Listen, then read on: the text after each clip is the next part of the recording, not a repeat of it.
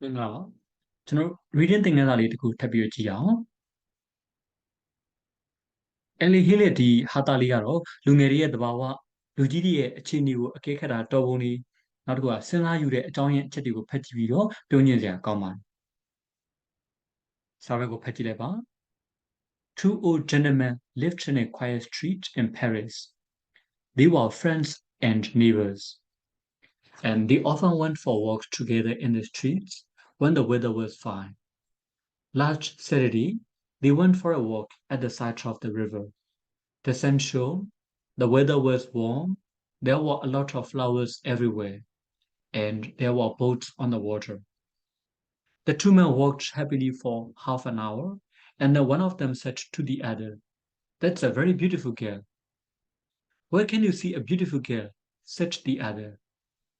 "I can see one anywhere. I can see two young men. They are walking towards us." "The girl's walking behind us," said the first man quietly. "But how can you see her then?" asked his friend. The first man smiled and said, "I can see her, but I can see the young man's eyes." အကြောင်းရင်းလေးလေ့လာကြည့်အောင် Two old gentlemen lived in a quiet street in Paris. အသက်ကြီးကြီးလူကြီးလူကောင်းနှစ်ယောက်က Paris မြို့ရဲ့တိတ်ဆိတ်တဲ့လမ်းမှာနေတယ်ပေါ့ They were friends and neighbors. သူတို့တွေကမိတ်ဆွေတွေလည်းဖြစ်တယ်အိမ်နီးချင်းတွေလည်းဖြစ်ပါတယ် And they often went for walks together in the streets when the weather was fine. ဒီရာသီဥတုတာယာတဲ့အခါမှာသူတို့ကလမ်းတွေထဲမှာအတူတူမကြာခဏလမ်းလျှောက်ထွက်ကြ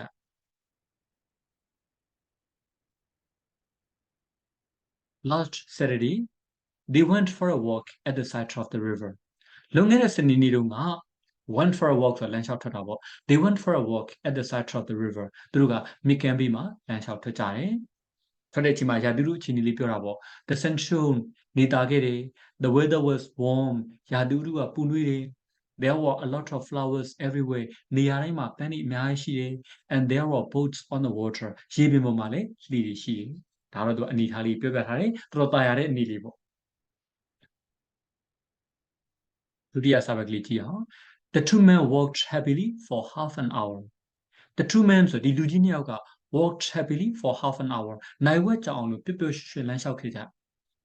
And then one of them said to the other. အဲ့နောက်မှာသူတို့တွေကတယောက်ကပေါ့နော်ဒီလူကြီးနှစ်ယောက်ရှိတယ်သူတို့တွေကတယောက်က said to the other တခြားတယောက်ကိုပြောတယ်ဘယ်လိုပြောလဲဆိုတော့ That's a very beautiful girl ဒါကတိတ်လှတဲ့ကောင်မလေးပဲတဲ့ဒီလိုပြောတယ်တကယ်တော့သူကအရှိကိုသွားနေနော်ပြောနေတယ်လည်းအရှိမှလည်းကောင်မလေးတွေမမြင်ရဘဲနဲ့တိတ်လှတဲ့ကောင်မလေးပဲလို့ပြောတယ် Where can you see a beautiful girl? said the other. လှတဲ့ကောင်မလေးကိုခမဘာမှမြင်ရတာလေလို့တခြားတယောက်ကနေပြီးတော့ပြောတယ် I can see one anywhere. ကျုပ်တော့ဘာမှမမြင်ပါဘူးအရှိကြည့်လေကျုပ်မမြင်ဘူးလေအဲ့တော့ I can see one anywhere means I can see one girl anywhere ဒီလိုမျိုးပြောတာပါကဲဒါဆိုရင်ကောင်မလေးမမြင်ဘူးဆိုတော့ဘာမြင်လဲ I can see two young men ကျုပ်ကလူငယ်လေးနှစ်ယောက်ကိုမြင်ရတယ် They are walking towards us သူတို့ကကျုပ်တို့စီလျှောက်လာနေရပြီတဲ့ So value ကြည့်အောင် The girls walking behind us said the first man quietly ကောင်မလေးကကျုပ်တို့နောက်ကလျှောက်လာတာဒီလိုမျိုးပထမသူကနေပြီးတော့တူတူပြောတယ် But how can you see her then? asked his friend. ဒါပေမဲ့အနောက်ကလျှောက်လာဆိုရင်ပေါ့နော်ဒါပေမဲ့ how can you see her then အဲ့လိုမျိုးဆိုရင်ခင်ဗျားသူ့ကိုဘယ်လိုမြင်နေရတာလဲလို့သူ့ရဲ့တငယ်ချင်းကမေး The first man smiled and said ပထမသူကပြုံးပြီးတော့ပြောတယ် I can't see her ကျုပ်ကတော့ပြင်ကောင်မလေးကိုမမြင်ရပါဘူးကျုပ်ကောင်မလေးကိုမမြင်ရဘူးနော် but I can see the young man's eyes ဒါပေမဲ့ကျုပ်ကလူငယ်လေးတွေရဲ့မျက်လုံးကိုမြင်ရတယ်လေကောင်မလေးကိုငဲနေတဲ့လူငယ်လေးရဲ့မျက်လုံးကိုကြည့်ပြီးတော့ဟိုနောက်မှာကောင်မလေးတယောက်ရှောက်လာတဲ့အကြောင်းဒီကောင်မလေးကလှကြောင်အကဲခတ်နိုင်တဲ့အကြောင်းတော့ဒါပြုံးညင်စရာကောင်းတာမကောက်ဘူးလိုအပ်ရင်လည်းအတူယူအောင်မယ်လို့ထင်ပါတယ်ကျွန်တော်ဒီစာလေးနားလည်ပြီဆိုတော့ဝါဟာရတွေလေ့လာကြည့်အောင်နော် gentleman ဆိုတာကအမျိုးသားကောင်းအမျိုးကောင်းသားဒီလူကြီးလူကောင်းဒါကို gentleman လို့ခေါ်ပါတယ်အများဆိုတော့ gentleman plural ပေါ့နော်ဒါလူကြီးမင်း quiet ဒါကြတော့တိတ်တော့စိတ်ငြိမ်တော့ တော့ဒီလိုမျိုးအဓိပ္ပာယ်ရတယ်ဒါ quiet သူ့က adverb နဲ့သုံးမယ်ဆိုရင် quietly တိတ်ဆိတ်စွာလို့ဖြစ်သွားမယ်ဥပမာဝေချာလေးတစ်ခုကြည့်ကြည့်အောင်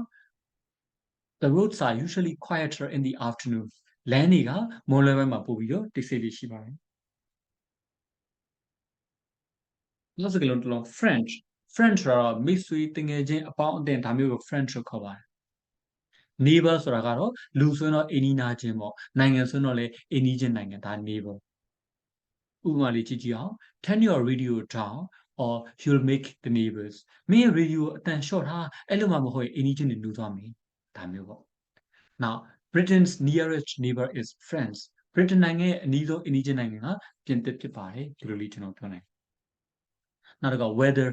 ဆိုတာကရာသီဥတုတို့မိုးလေဝသအခြေအနေတို့ဒါတွေကို weather လို့ပြောတယ် for example the weather was very changeable ရာသီဥတုကသိပ်ပြီးတော့ပြောင်းလဲတတ်တယ် fine ဒါကြတော့တာယာသောလို့အဓိပ္ပာယ်ရတယ် shine verb အနေနဲ့ဆိုရင်အလင်းအောင်ပေးရတောက်ပါတယ်ဒီလိုမျိုးအဓိပ္ပာယ်ရအဲ့တော့ present ပုံစံဆိုရင် shine past ပုံစံဆိုရင် shown past participle ဆိုရင် show နောက် warm ဒါကြတော့ပူနွေးသောတို့နွေးသောတို့ဒီလိုအဓိပ္ပာယ်ရ food for a baby should be warm not hot ကလေးအတွက်အစားအသောက်ကနွေးနွေးလေးဖြစ်တဲ့မပူရဘူးဒါမျိုးပေါ့နောက် boat ဒါတော့လှေကိုပြောတာပါဒီစာမှာပါတဲ့အသုံးအနှုန်းတွေကိုလည်းကျွန်တော်လေ့လာကြည့်ရအောင်ပထမစာပိုင်းမှာလူကြီးလူကောင်း2ယောက်လမ်းလျှောက်တာနဲ့ပတ်သက်ပြီးတော့ဒီလိုပြောထားရနော်ထားရေးလိုက်ပါမယ် They often went for walks together They often went for walks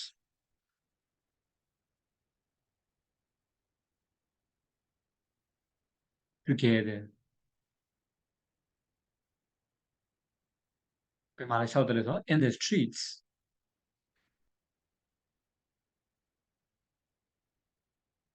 when the weather was fine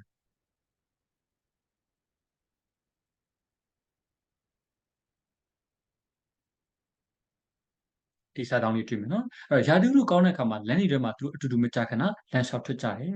ဟုတ်ပြီဒီဘက်ကျမှ often သုံးထားတာတွေ့ often မကြခဏဆိုတာကအကျင့်ကိုပြတဲ့ adverb ဖြစ်တယ်သူတို့လမ်းဘက်နေချင်းလျှောက်တယ်လေဒီလိုမျိုးအကျင့်ကိုပြတာပေါ့အဲ့လိုမျိုးအကျင့်ကိုပြတဲ့ adverb တွေရဲ့အကြောင်းကိုကျွန်တော်တို့အခြေခံလေ့လာကြည့်မယ်ဒါကိုအကျင့်ကိုပြတဲ့ adverb ဖြစ်တဲ့ကြောင့်မို့ adverbs of frequency အကျင့်ပြကရိယာဝိသေသနာများပေါ့ဒီလိုမျိုးခေါ်တယ်ဒါတွေကိုဦးစားပေးအစီအစဉ်ရစီကြည့်မယ်ဆိုရင်ကျွန်တော်တို့အခုလိုမျိုးလေးတွေ့ always အမြဲပေါ့ဒါ 100% ရှိပါ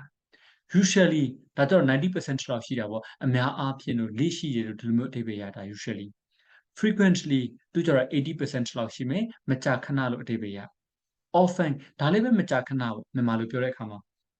ဒါနဲ့တော့70%လောက်ပဲရှိ sometimes ဒါကြတော့တော်တော်နေပါ50%လောက်ပဲရှိတယ်မြန်မာလိုဆိုရင်တစ်ခါတည်းလို့ပြောတာ occasionally သူကျတော့30%လောက်ပဲတည်ကြမှုရှိတယ်ဒါရံဖန်ရံငါလို့ပြောတာ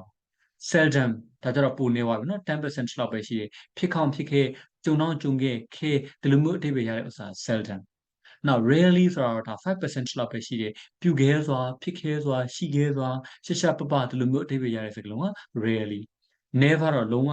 0% ပဲနော်ဘယ်တော့မှလုံးဝဒီလိုမျိုးအဓိပ္ပာယ်ရဒါတွေကတော့ကြီးစင်ငယ်လိုက်သဘောမျိုးရှိတယ်ငယ်စဉ်ကြီးလိုက်ပြန်စီမယ်ဆိုရင် never ဒါနဲ့ဆမယ် never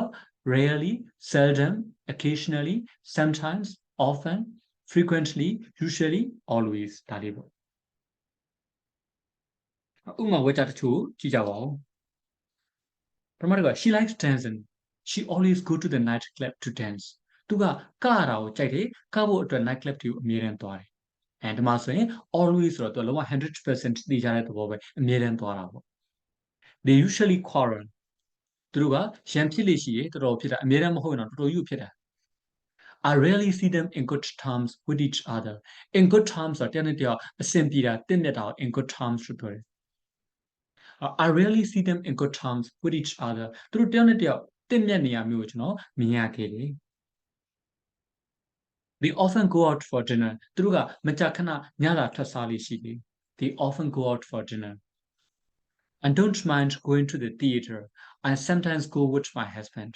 ကျမကပြစိတ်ဝင်သွားတာစိတ်နှောက်ရှိမဖြစ်ပါဘူးတခါတလေကျမရဲ့ခင်မွန်းနဲ့အတူသွားတတ်တယ်ဒါတခါလေဆိုတော့50% လောက်တော့ရှိတာပေါ့နော်အများတမ်းမဟုတ်ရင်တော့မှတော်တော်လေးတော့သွားဖြစ်ပါတယ် I never go to the cinema I don't like it ကျွန်တော်ကရုပ်ရှင်ကိုတခါမှမတော်ဘူးကျွန်တော်အဲ့ဒါကိုမကြိုက်ဘူးဒါကြတော့လုံးဝ0% ပဲလုံးဝမတော်တာ ရမယ်နော်အဲ့တော့ခုဆိုရင်ကျွန်တော်တို့စာတွေကိုဖတ်ရှုပြီးရုံနဲ့မကဘူးဒီ address of frequency သုံးစွဲထားပုံကိုလည်းအခြေခံနားလည်ပြီလို့ထင်ပါတယ်အင်္ဂလိပ်စာအသုံးချပြီးတော့ဘဝတူတတ်နိုင်ပါစေအားလုံးကိုကျေးဇူးတင်ပါတယ်